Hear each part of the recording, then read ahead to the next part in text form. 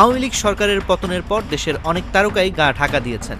সরাসরি এই দলটির রাজনীতির সঙ্গে যুক্ত ফেরদৌস আহমেদ, মমতাজ, রিয়াজ সহ অনেক তারকারই খোঁজ এখনো মেলেনি। এরই মধ্যে ৯ বছর আগে বিএনপি চেয়ারপারসন খালেদা জিয়ার গাড়িবহরে হামলা চালিয়ে হত্যা চেষ্টার অভিযোগে চিত্রনায়ক জায়েদ খান, অভিনেতা শাহরিয়ার নাজিম জয় এবং সাজু খাদেম সহ ৫০ জনের বিরুদ্ধে মামলা হয়েছে।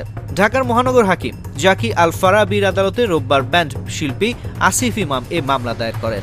আসামির তালিকায় আরও রয়েছেন সাবেক মন্ত্রী শেখ ফজলুল করিম সেলিম, সাবেক এমপি শেখ হেলাল উদ্দিন, সাবেক বিমান পরিবহন ও পর্যটন মন্ত্রী ফারুক খান, সাবেক ঢাকা দক্ষিণ সিটির মেয়র ফজলে নূর তাপস ও সাইদ খোকন, সাবেক এমপি মুজিবুর রহমান চৌধুরী ওরফে নিক্সন চৌধুরী, জাসদের সভাপতি হাসানুল হক ইনু, বাংলাদেশের ওয়ার্কার্স পার্টির সভাপতি রাশেদ খান মেনন, বাফুফের সভাপতি কাজী সালাউদ্দিন ও সাংবাদিক শাবান মাহমুদ।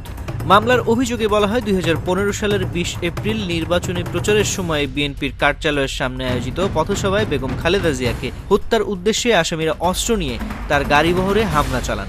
গাড়িবহরের ১২ থেকে ১৪টি গাড়ি ভাঙচুর, ৪টি মোটরসাইকেলে আগুন দেওয়ার পাশাপাশি নেতাকর্মীদের মারধর করা হয়।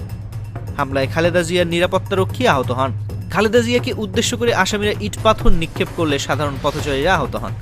ইতিমধ্যেই আদালত বাদীর জবানবন্দি গ্রহণ করে অভিযোগটি মতিঝিল থানা পুলিশকে এজাহার হিসেবে গ্রহণের নির্দেশ দিয়েছেন।